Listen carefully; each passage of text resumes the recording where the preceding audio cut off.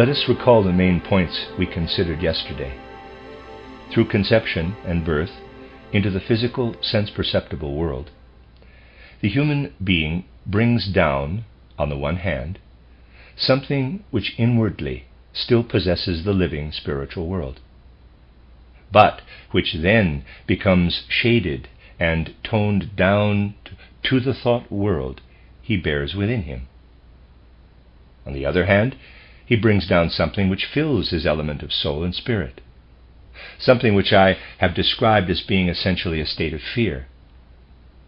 I then went on to point out that the living spirit is metamorphosed into a thought element, but that it also sends into earth existence a living remnant of pre-earthly life that lives in human sympathy.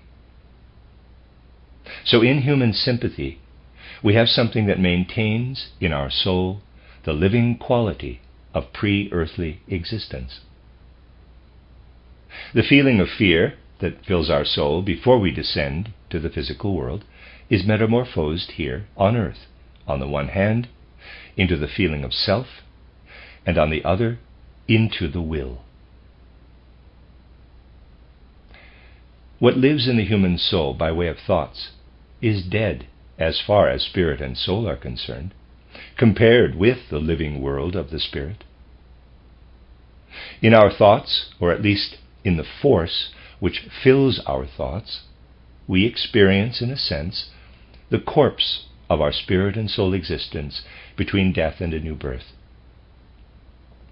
But our present experience during physical earthly life of a soul that has, in a way, been slain was not always as strong as it is today. The further we go back in human evolution, the greater is the role played here in earthly life by what I yesterday described as sympathy. Sympathy not only with human beings, but also, for instance, with the whole of nature. The abstract knowledge we strive for today, quite rightly to a certain extent, has not always been present in human evolution. This abstract inner consciousness came into being in its most extreme form in the 15th century, that is, at the beginning of the 5th post-Atlantean period. What human beings now experience in their thoughts was, in earlier times, filled with living feelings. In older knowledge, for instance that of the Greek world, abstract concepts as we know them today simply did not exist. Concepts then were filled with living feelings. Human beings felt the world as well as thinking it. Only at the beginning of the 5th post-Atlantean period did people begin to merely think the world, reserving their feelings of sympathy for what is really only the social realm. In ancient India, human beings felt strong sympathy for the whole of nature, for all the creatures of nature. Such strong sympathy in earthly life means that there is a strong experience of all that takes place around the human being between death and a new birth. In thinking, this life has died. But our sympathy with the world around us certainly contains echoes of our perceptions between death and a new birth. This sympathy was very important in the human life of earlier times. It meant that every cloud, every tree, every plant was seen to be filled with spirit. But if we live only in thoughts, then the spirit departs from nature, because thoughts are the corpse of our spirit and soul element. Nature is seen as nothing more than a dead structure, because it can only be mirrored in dead thoughts. That is why, as times moved nearer to our own, all elemental beings disappeared from what human beings saw in nature. So what is this kind of spirituality that human beings still feel within themselves, this living spirituality, when in reality they ought to experience nothing but dead spirituality? To answer this question, we shall have to consider what I have said with regard to the physical organization of the human being as a threefold organism. Here, and there's a diagram, is the organism of nerves and senses, located mainly in the head. The rhythmical organism is located mainly in the upper chest organs. But of course both systems appear in the total organism too. And here is the organism of the limbs and the metabolism, which is located mainly in the limbs and the lower parts of the trunk. Let us look first at the head organization, which is chiefly, though not exclusively, the bearer of our life of nerves and senses. We can only understand it if we look at it pictorially. We have to imagine that our head is for the most part a metamorphosis, not in its physical substance, but in its form, of the rest of the body, of the organism of limbs and metabolism we had in our previous incarnation on the earth. The organism of limbs and metabolism of our previous earthly life, not its physical substance, of course, but its shape, becomes our head organization in this life. Here in our head we have a house which has been formed out of a transformation of the organism of limbs and metabolism from our former incarnation. And in this head live mainly the abstract thoughts. There's another diagram, which are the corpse of our pre-earthly life of soul and spirit. In our head we bear the living memory of our former earthly life. And this is what makes us feel ourselves to be an ego, a living ego. For this living ego does not exist within us. Within us are only dead thoughts. But these dead thoughts live in a house which can only be understood pictorially. It is an image arising out of the metamorphosis of our organism of limbs and metabolism from our former earthly life. The more living element that comes over from the life of spirit and soul, when we descend into a new earthly life, takes up its dwelling from the start, not in our head, but in our rhythmical organism. Everything that surrounded us between death and this new birth and now plays into life, all this dwells in our rhythmical organism. In our head, all we have is an image out of our former earthly life filled with dead thoughts. In our rhythmical breast organism lives something much more alive. Here there is an echo of everything our soul experienced while it was moving about freely in the world of spirit and soul between death and this new birth. In our breathing and in our blood circulation, something vibrates, forces that belong to the time between death and birth. And lastly, our being of spirit and soul, belonging to our present earthly incarnation, lives, strange though this may seem, not in our head and not in our breast, but in our organism of limbs and metabolism. Our present earthly ego lives in our organism of limbs and metabolism.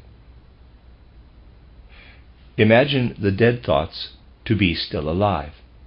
These dead thoughts live, speaking pictorially, in the convolutions of the brain. And the brain, in turn, lives in a metamorphosis of our organism from our former incarnation. The initiate perceives the way the dead thoughts dwell in his head. He perceives them as a memory of the reality of his former incarnation. This memory of your former incarnation is just as though you were to find yourself in a darkened room and all your clothes hanging on a rail. Feeling your way along, you come, say, to your velvet jacket, and this reminds you of the occasion when you bought it. This is just what it is like when you bump into dead thoughts at every turn. To feel your way about in whatever is in your head organization is to remember your former life on earth. What you experience in your breast organism is the memory of your life between death and a new birth. And what you experience in your limbs and metabolism, this belongs to your present life on earth. You only experience your ego in your thoughts because your organism of limbs and metabolism works up into your thoughts. But it is a deceptive experience. For your ego is not, in fact, contained in your thoughts. It is as little in your thoughts as you are actually behind the mirror when you see yourself reflected in it. Your ego is not in your thought life at all. Because your thought life shapes itself in accordance with your head, the memory of your former earthly life is in your thought life. In your head, you have the human being you were in your former life. In your breast, you have the human being you lived, who lived between death and this new birth. And in your organism of limbs and metabolism, especially in the tips of your fingers and toes, you have the human being now living on the earth. Only because you also experience your fingers and toes in your brain do your thoughts give you an awareness of this ego in your earthly life. This is how grotesque these things are in reality, in comparison with what people today usually imagine. Thinking with the head about what happens in the present time is something that only became prevalent at the beginning of the 5th post-Atlantean period, in the 15th century. But in an Ahrimanic way, things are forestalled. Things that take place later than they should in the course of evolution are Luciferic. Things that come too soon are Ahrimanic. Let us look at something which came about in history very much too soon, and should not have happened until the 15th century. It did happen in the 15th century, but it was foreshadowed at the time of the mystery of Golgotha. I want to show you how the ideas of the Old Testament, which I partly described yesterday, were transformed into nothing more than allegories by a contemporary of Christ Jesus, Philo of Alexandria. Philo of Alexandria interprets the whole of the Old Testament as an allegory. This means that he wants to make the whole Old Testament, which is told in the form of direct experiences, into a series of thought images. This is very clever, especially as it is the first time in human evolution that such a thing has been done. Today it is not all that clever when the Theosophists, for instance, interpret title Hamlet by saying that one of the characters is Manas, another Buddhi, and so on, distorting everything to fit an allegory. The sort of thing is, of course, nonsense. But Philo of Alexandria transformed the whole of the Old Testament into thought images, allegories. These allegories are nothing other than an inner revelation of dead soul life that has died and now lies as a corpse in the power of thinking. The real spiritual vision, which led to the Old Testament, looked back into life before birth or before conception, and out of what was seen there, the Old Testament was created. But when it was no longer possible to look back, and Philo of Alexandria was incapable of looking back, it all turned into dead thought images. So, in the history of human evolution, two important events stand side by side. The period of the Old Testament culminated in Philo of Alexandria, at the time of the mystery of Golgotha. He makes allegories of straw out of the Old Testament. And at the same time, the mystery of Golgotha reveals that it is not the experience of dead things that can lead the human being to supersensible knowledge, but the whole human being who passes through the mystery of Golgotha, bearing the divine being within him. These are the two great polar opposites: the world of abstraction, foreshadowed in an Ahrimanic way by Philo, and the world which is to enter into human evolution with Christianity. The abstract thinker, and Philo of Alexandria is perhaps the abstract thinker of the greatest genius, since he foreshadowed in an Ahrimanic way the abstractness of later ages. The abstract thinker, who wants to fathom the mysteries of the world by means of some abstract thought or other, which is supposed to provide the answer to the riddle of the universe. The mystery of Golgotha is the all-embracing, living protest against this. Thoughts can never solve the riddle of the universe, because the solution of this riddle is something living. The human being in all his wholeness is the solution to the riddle of the universe. Sun, stars, clouds, rivers, mountains, and all the creatures of the different kingdoms of nature are external manifestations which pose an immense question. There stands the human being, and in the wholeness of his being, he is the answer. This is another point of view from which to contemplate the mystery of Golgotha. Instead of confronting the riddle of the universe with thoughts in all their deadness, confront the whole of what man can experience with the whole of what man is. Only slowly and gradually has mankind been able to find a way toward understanding this. Even today it has not yet been found. Anthroposophy wants to open the gate. But because abstraction has become so firmly established, even the awareness that the way must be sought has disappeared. Until abstraction took hold, human beings did wrestle with the quest for the way, and this is seen most clearly at the turn of the 4th to the 5th post-Atlantean period. As Christianity spreads externally, the best spirits wrestle to understand it inwardly. Both streams had come down from the far past. On the one side, there was the heathen stream, which was fundamentally a nature wisdom. All natural creatures were seen to be inhabited by elemental spirits, demonic spirits, those very demonic spirits who, in the Gospels, are said to have rebelled when Christ came amongst mankind, because they knew that their rule was at an end.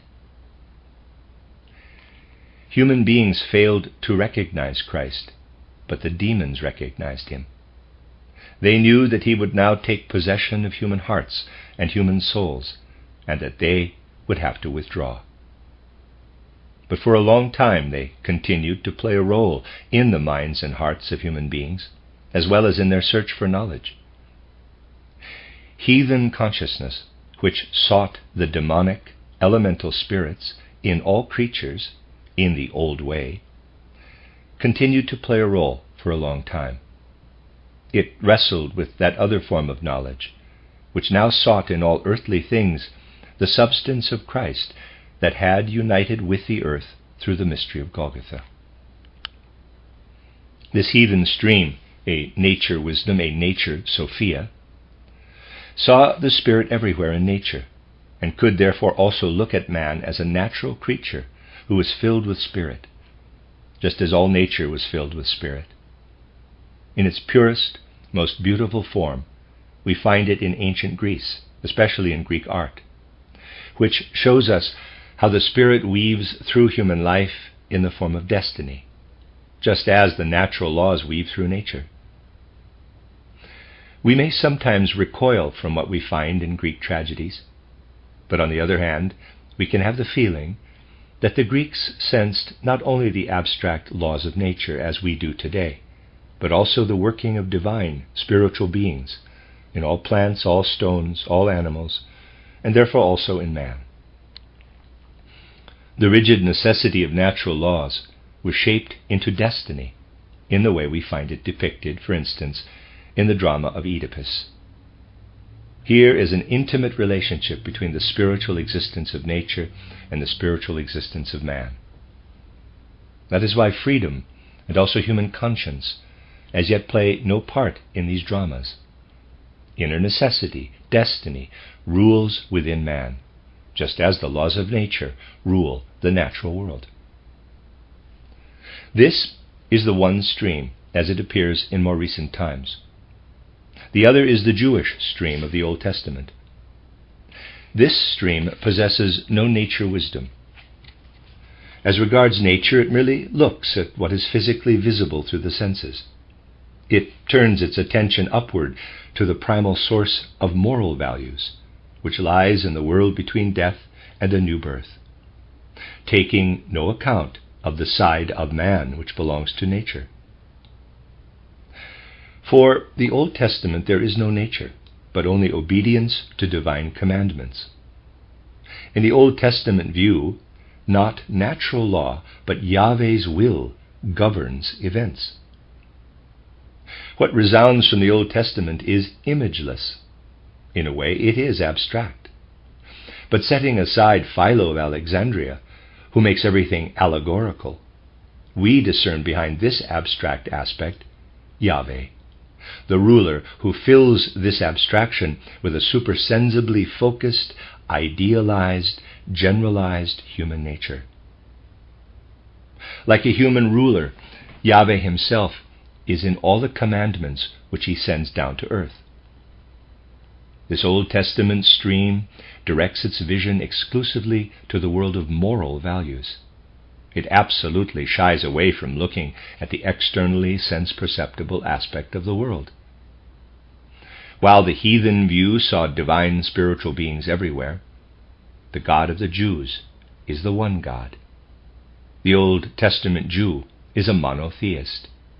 His God, Yahweh, is the one God, because he can only take account of man as a unity. You must believe in the one God, and you shall not depict this one God in any earthly manner, not in an idol, not even in a word. The name of God may only be spoken by initiates on certain solemn occasions. You must not take the name of your God in vain. Everything points to what cannot be seen, to what cannot come to expression in nature, to what can only be thought. But behind the thought in the Old Testament there is still the living nature of Yahweh. This disappears in the allegories of Philo of Alexandria. Then came the early Christian struggles, right on into the 15th, 16th, 17th centuries, to reach a harmony between what can be seen as the spirit in external nature and what can be experienced as the divine when we look at our own moral world, our own human soul. In theory, the matter seems simple, but in fact the quest for harmony between seeing the spirit in external nature and guiding the soul upward to the spiritual world, out of which Christ Jesus had descended, was an immense struggle. Christianity came over from Asia and took hold of the Greek and Roman world. In the later centuries of the Middle Ages, we see the struggle taking place most strongly in those parts of Europe which had retained much of their primeval vitality. In ancient Greece, the old heathen element was so strong that although Christianity passed through Greek culture and assimilated many Greek expressions on the way, it could not take root there. Only Gnosis, the spiritual view of Christianity, was able to take root in Greece.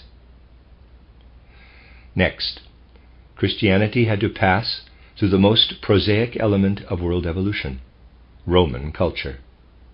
Being abstract, Roman culture could only comprehend the abstract, as it were, foreshadowing in an Ahrimanic way what is later alive in Christianity. A truly living struggle then took place in Spain. Here a question was asked which was not theoretical, but vital, intensely alive. How can man, without losing sight of the spirit in natural creatures and processes, find the whole human being revealed to him by Christ Jesus? How can man be filled with Christ?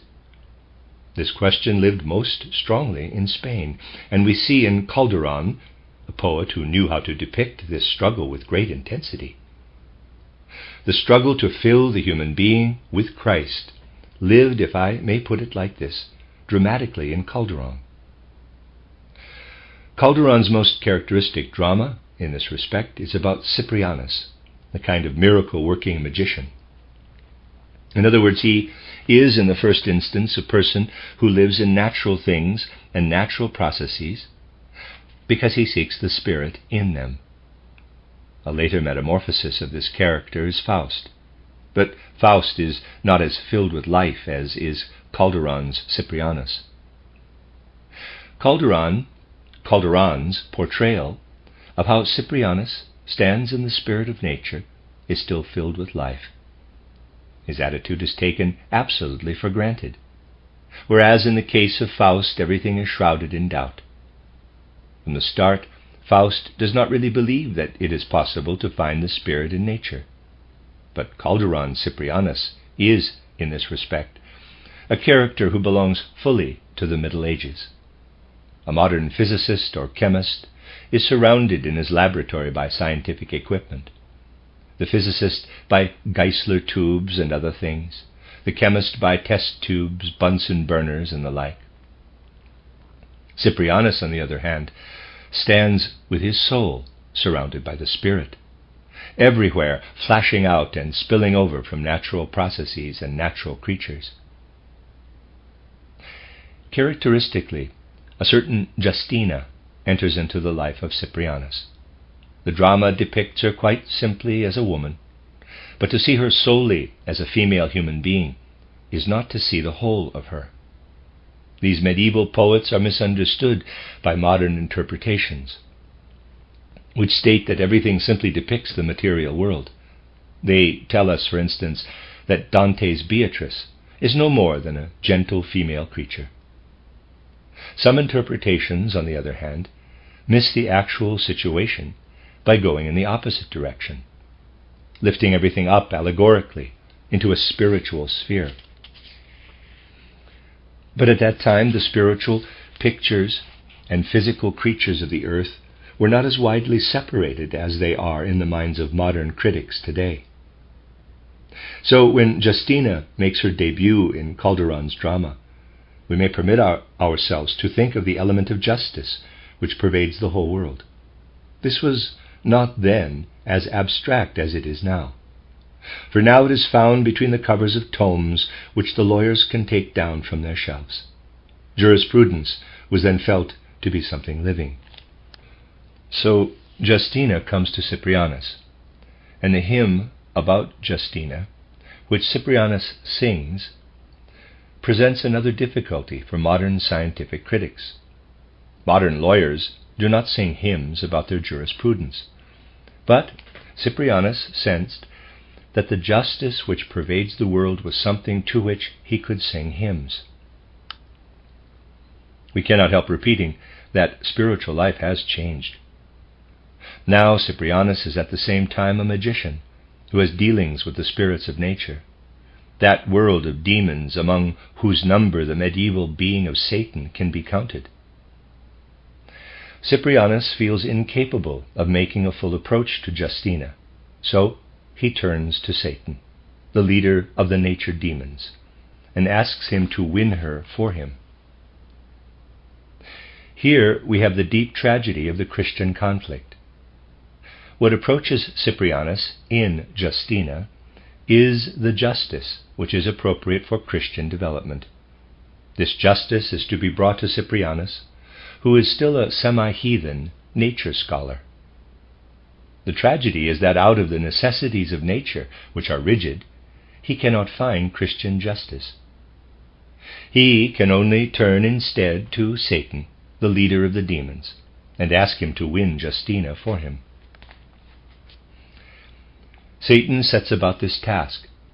Human beings find it difficult to understand why Satan, who is of course an exceedingly clever being, is ever and again prepared to tackle tasks at which he has repeatedly failed. This is a fact.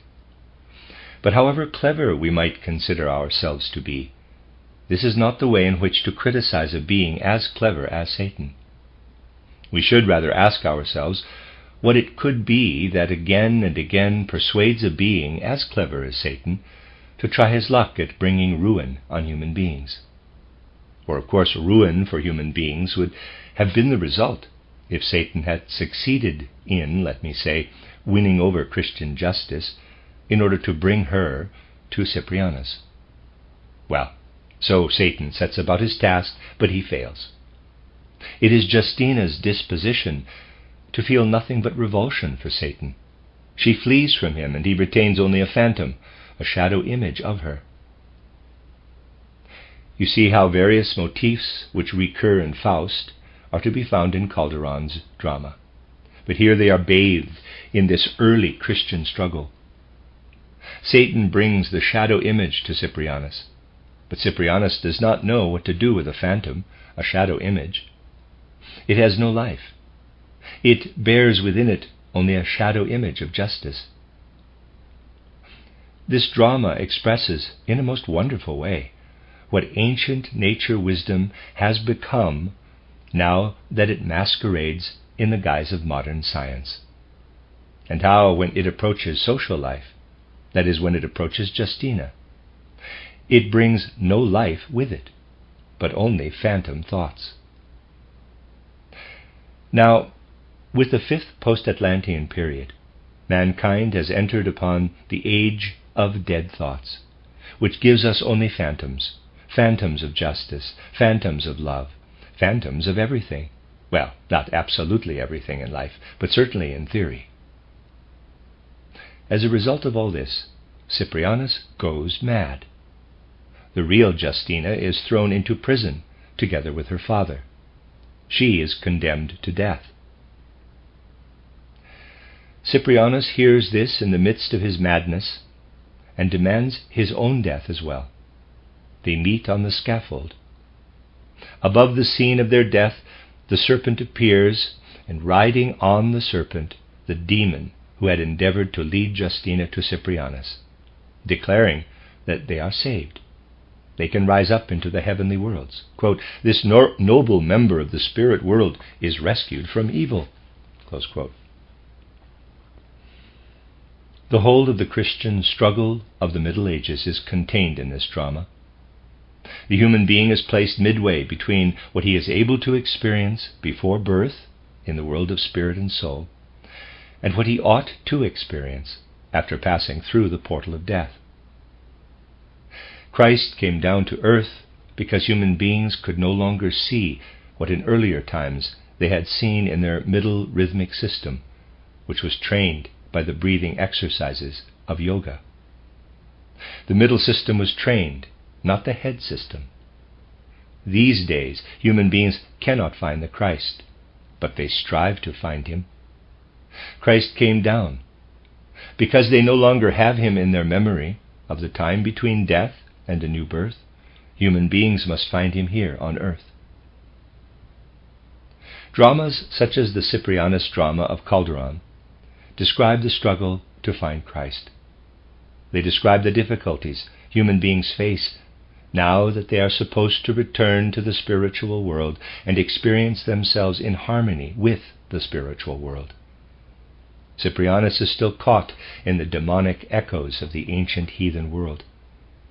He has also not sufficiently overcome the ancient Hebrew element and brought it down to earth. Yahweh is still enthroned in the supersensible worlds, has not descended through the death on the cross, and has not yet become united with the earth. Cyprianus and Justina experience their coming together with the spiritual world as they step through the portal of death. So terrible is the struggle to bring Christ into human nature in the time between birth and death. And there is an awareness that the Middle Ages are not yet mature enough to bring Christ in this way. The Spanish drama of Cyprianus shows us the whole vital struggle to bring in the Christ far more vividly than does the theology of the Middle Ages, which strove to remain in abstract concepts and capture the mystery of Golgotha in abstract terms. In the dramatic and tragic vitality of Calderon, there lives the medieval struggle for Christ. That is, the struggle to fill the nature of the human being with the Christ. When we compare Calderon's Cyprianus drama with a later drama about Faust, this is quite characteristic. We find first, in Lessing, the awareness Human beings must find the Christ during their earthly life, because Christ endured the mystery of Golgotha and united himself with earthly mankind. Not that this lived in any very clear ideas in Lessing, but he did have a definite sense for it. The fragment of his Faust, which Lessing succeeded in getting down on paper, concludes when the demons, those who were still able to prevent Cyprianus from finding the Christ during earthly life, receive the call, quote, "You shall not conquer," close quote. This set the theme for the later Faust of Goethe. And even in Goethe, the manner in which the human being finds Christianity is rather external. Think of Goethe's Faust. In part 1, we have the struggle. Then we come to part 2. In the classical Walpurgis Night and in the drama of Helena, we are shown first how Christianity is taken up with reference to the Grecian world. Goethe knows that human beings must forge their links with Christ while they are here on the earth. So he must lead his hero to Christianity. But how? I have to say that this is still only a theoretical kind of knowledge. Goethe was too great a poet for us not to notice that this was only a theoretical kind of knowledge. For actually, we find the ascent in the Christian sense only comes in the final act, where it is tacked on to the end of the whole drama. It is certainly all very wonderful, but it does not come out of the inner nature of Faust. Goethe simply took the Catholic dogma. He used the Catholic cultus and simply tacked the fifth act onto the others. He knew that the human being must come to be filled with Christ. Basically, the whole mood that lives in the second part of Faust contains this being filled with the Christ. But still, Goethe could not find pictures with which to show what should happen. It is really only after Faust's death that the ascent into Christianity is unfolded. I wanted to mention all this in order to show you how presumptuous it is to speak in a light-hearted way about achieving a consciousness of the mystery of Golgotha, a consciousness of Christianity. For to achieve a consciousness of Christianity is a task which entails severe struggles of the kind I have mentioned. It behooves mankind today to seek these spiritual forces within the historical evolution of the Middle Ages and modern times. And after the terrible catastrophe we have all been through, human beings really ought to realize how important it is to turn the IEYE of their souls to these spiritual impulses.